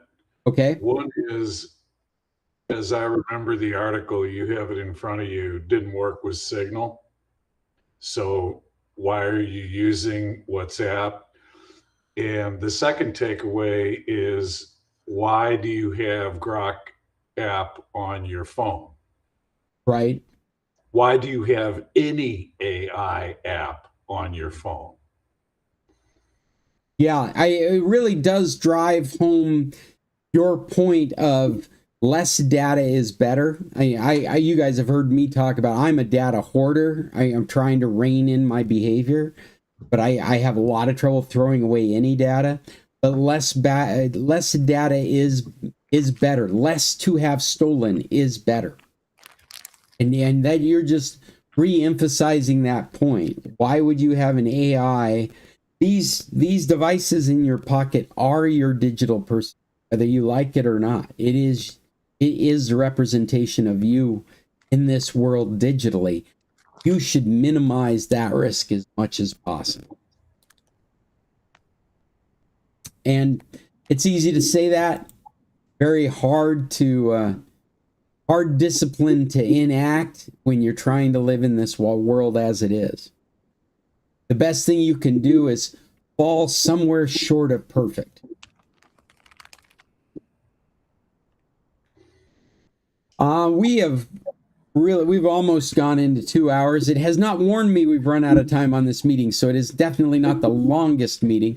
But why don't we tie it up now and have a chance to say some I have one movie recommendations. That's what I'm trying to get at. Thank you, Richard. Mr. Godfrey. Go ahead. The Invite. And Mom's got her hand up, so I'll let you do that next.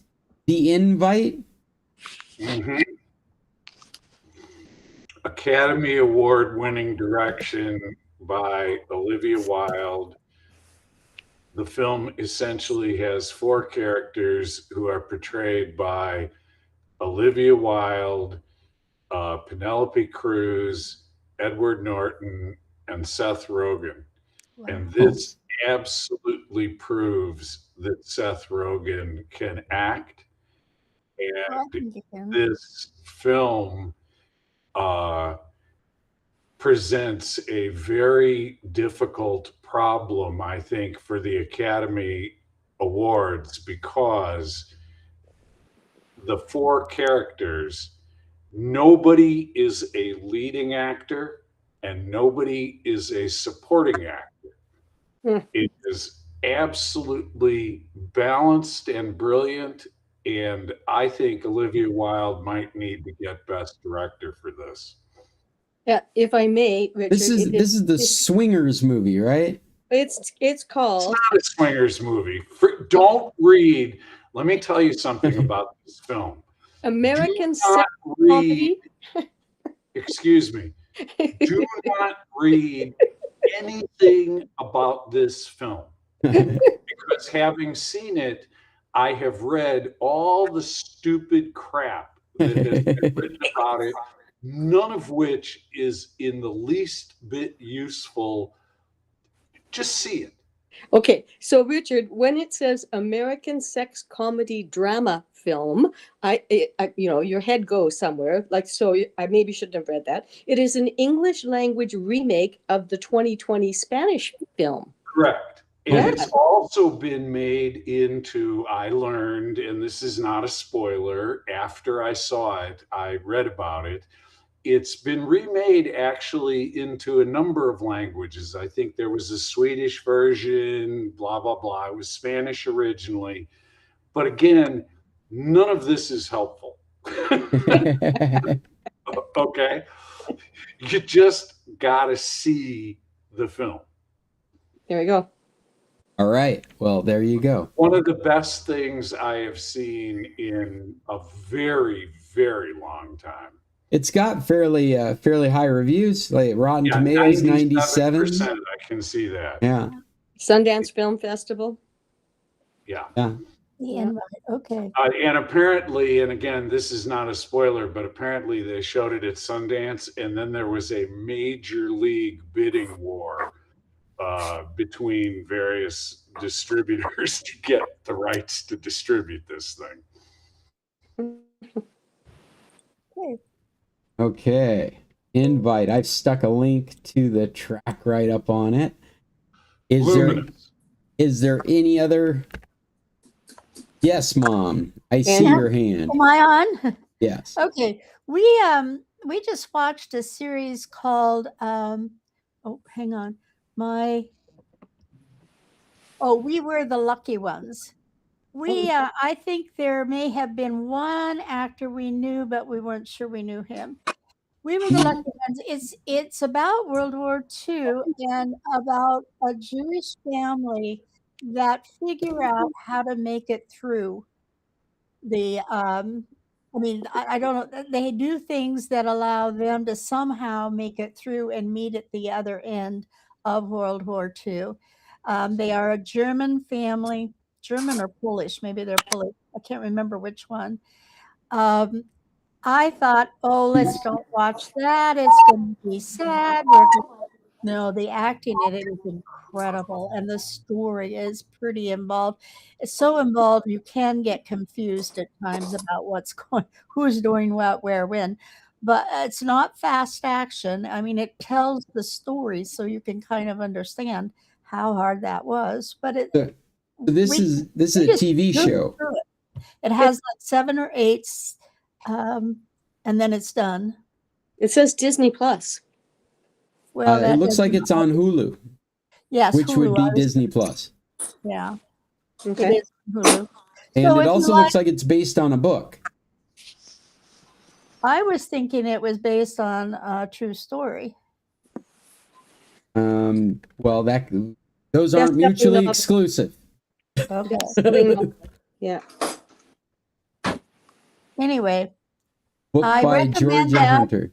Because the acting is it's so well done from people we don't know.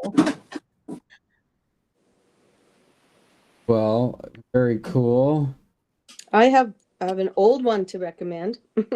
Okay, but let's not forget about Fred because he's got his hand up too. Oh, sorry. Fred, go ahead. Okay. I watched Dark Winds 2 or 3 years ago, and they had since come out with a couple more years, but they were charging for it. And I got onto it last night, and they're no longer charging for the later stuff. This is the TV show. They've had more seasons. Well, they're up to 4. And I think the way that it ended, that's the end of it. I was a fan. Well, that was a while ago. Yeah. Yeah, I discovered another season. I'm not sure if it's 4 the other day, and I think it was on Prime. And It says it's on Netflix right now. oh, it's on Netflix right now. But I don't know if the new season is on Netflix. Let's see what's going on. The latest.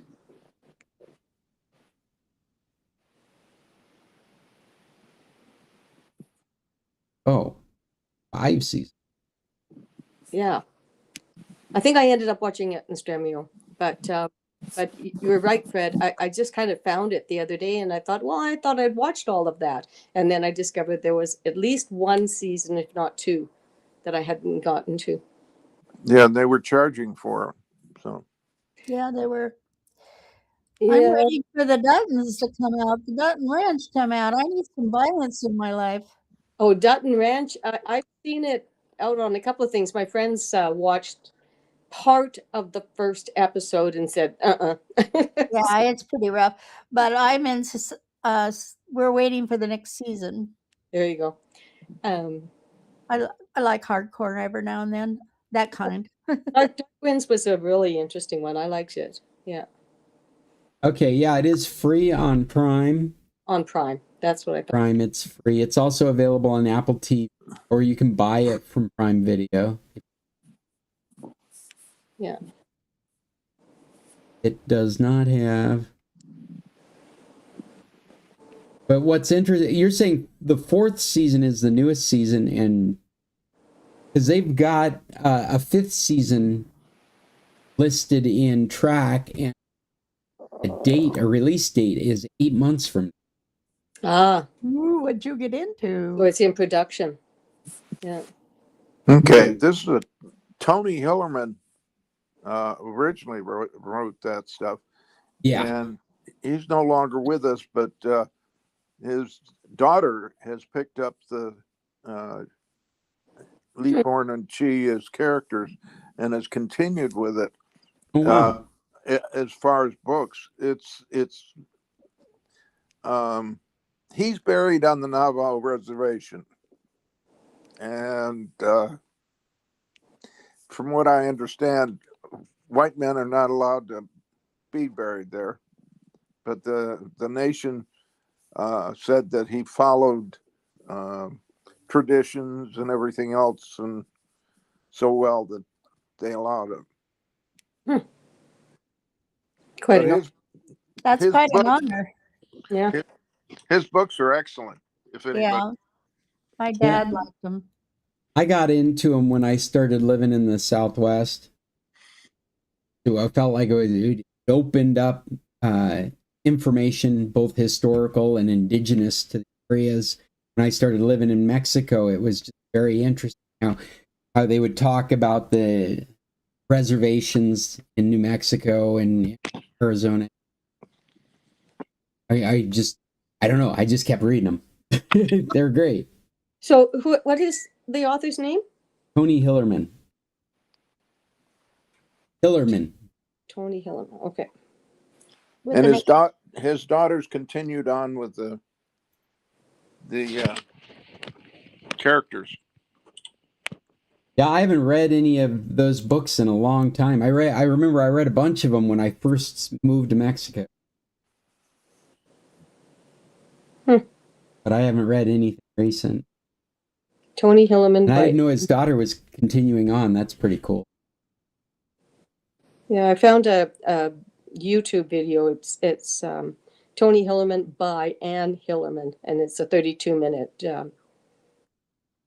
documentary. All right, Cheryl, it's your turn. What do you want to add? Okay, it's a very old movie. Let's see, I think it's 2012. I had it up, and then I went looking for something else. It's called The Impossible. Impossible is a drama. Oh, geez. Now I went to a stupid game. Oh, Dad's trying to call me.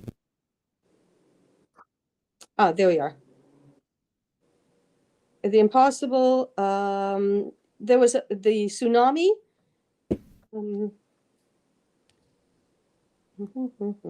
Oh, is The Impossible not the right name?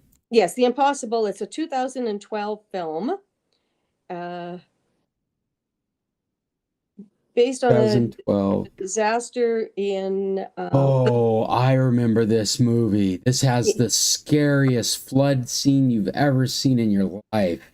the Indian Ocean tsunami. The Impossible features an amazing cast. I really liked the acting in it. The young man, he's been in a few things, but the boy that plays the oldest son, because it's made in 2012, he's gone on to do lots of other things, but yeah, no, Impossible. It just kept me. I don't think I paused in the whole time. Even if I had to go to the bathroom, I watched the whole thing. I really enjoyed it. It's scary. It's perseverance, but it's also, yeah. You might not want to watch it the day before a hurricane hits San Carlos, but Right. there's timing. But, it was quite a neat natural disaster one. I guess. When did we do like the Towering Inferno and all of those They disasters? were in the 90s, weren't they? Yeah, it was a The long Towering Inferno. I thought that was a 70s movie. time. Maybe. I don't That had know. O.J. Simpson in it, right? Earthquake. Yeah, but Scott, you were born in the 70s and you loved the tower, so you were older. Yeah. But there was a whole bunch at the same time. So there were like. Wait, are we talking about the Tower or the Towering Inferno? Because I think Cheryl's referring to disaster movies. Well, wasn't the Towering Inferno a disaster movie? It was, but the Tower was out in the 90s. The Towering Inferno was out in the 70s. Huh. Airplane? Yeah, around airplane time period. Yeah, but Airplane was a farce. It was a comedy. These other ones were supposedly what really happens. They ended up being comedy too. But anyways, Some comedy in it anyway, huh? Yeah. All right, I'm going to go look at those up. Yeah, The Impossible. Well, I'm trying to find a good link to put. I haven't even figured out where you can watch it. But Where did we just? am I The having so much Impossible? trouble getting it? The Impossible was a TV series. No, The Impossible was the movie, the film that I was talking about. 2012 is when it was released. I'm looking on Just Watched right now. Yeah, this is a great movie. If you just watch the first 30 minutes of it, the tsunami is it's so well filmed and it's scary. And you kind of jump out of your seat. I vividly remember as they were in the water and a car pushes past them and you can feel the weight of what they just did not get hit with. It was just almost way too realistic. Yeah. Not a Christopher Nolan, huh? Was it a Christopher Nolan? No, I'm joking. Oh, okay. Well, I'm looking at it right now on Just Watch, and it looks like it's available on Prime Video, Apple TV. I saw an ad for it on something, and then it made me go and look for it on Stremio. So it was being shown on something with advertisements in it, and then I watched it. Well, and I was going to say, if it's free on the Roku channel with ads, you can explore the Roku channel without a Roku account. You don't have to pay for anything. And they've got free with ads. It's also available on Canopy, which is, I've recently learned, is related to library services. If you have a library card and your library supports it, you can sign up for Canopy with your library card. They have a bunch of content that's available. And it's videos and things? Oh. Yeah, videos, TV shows. And Mom, I already searched it. Our library doesn't support Canopy, but there's a lot of libraries out there that support the Anchorage digital library Canopy. And it's available for free on Amazon Prime. So if you have a Prime account, you can watch it there. Yeah, highly recommendable movie. It's a great movie. Scary. Any other recommendations before we call this meeting to an end? Just to let people know that I don't think we'll be on next Tuesday. We'll be in Nova Scotia, New Brunswick, somewhere in there, exploring that part of the world. And the following Tuesday, we definitely will be in Newfoundland. So we'll see you in about 3 weeks. Yeah, I got 3 more weeks here, just under 3 more weeks. And what I mentioned in my message I sent out is there's the possibility that we'll have to cancel the 15th because that may be a travel day for me. I'm not sure. Yeah, and that would be the next time we would be back on. So we might not see you guys for a month, but take care, everybody, and tech on. Yeah, everybody tech on. Have a wonderful trip, Cheryl. Oh, thank you. Looking forward to it. Bill's Have a great week. Have a taking great week, Fred. Talk to you all at another time, if not sooner than next Tuesday. Till then, everybody tech on. And Scott, make sure you go and watch Stewart. Stewart. Which Stewart? John Stewart? Stewart Little? Stewart from Big Bang. Stewart fails. Yeah, we've been waiting for the next episode to come out. Don't you love the credits? Like the first part where it says, you know, nobody likes to watch the credits, but we promise we're trying to make it interesting. And then it goes through all kinds of things. And I think it was on the 3rd episode, it said, now I know you're going to go to the bathroom. We'll wait for you. No, we really didn't. Oh, you're back already? You know, and it just says all these funny things. And What is this? it's The fun. credits on the TV show, Stewart fails to save the universe. You would be interested in it because it's a continuation of the characters from Big Bang, the side character. Oh, Sandy, it is just 30 minutes of laugh out loud. Like we just really, it's a lot of fun. In fact, the other day, Bill said something about the next dimension they need to go to is one where, and I can't even think what it is right now, but maybe it's something where people remember what they have always forgotten or something. I don't know. Like it has all these alternate universes, and it's fun. Yeah. We need something before we go to bed. Yeah, that's when Bill and I watch One Corner Gas. All right, I didn't even tell them. They're so deep in conversation. They got 3 more minutes. They can talk to each other. I just wanted to finish this off by saying that was the San Carlos Computer Club. I am Scott, an international, and we do remote IT work, both public and private. We'll work for organizations or we'll work for you individually. If you have any of that kind of work needed, please Scott at internationalcs.com. If you like what we're doing with the Computer Club, you could check out our website at club.org. But what you'd really find is a bunch of references. It's our channel that you should. If you like what we do, please subscribe to it. You know, click that button or whatever they say, and we'll be in your feed. So we'll see you next Tuesday. Until then, tech on.